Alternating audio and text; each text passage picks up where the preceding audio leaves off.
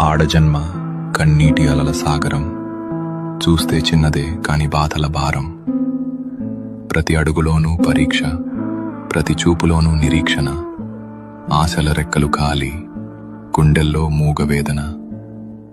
ఆ కన్నీళ్లలో ఉన్నది పిరికితనం కాదు, ఆమె నవ్వే పెదవుల వెనక ఉన్న విషాదం. లోపల ఎన్ని గాయాలైనా బయట పడనీయదు, గతం ఎన్ని చీకట్లను తెచ్చినా తలెత్తుకు బతుకుతుంది.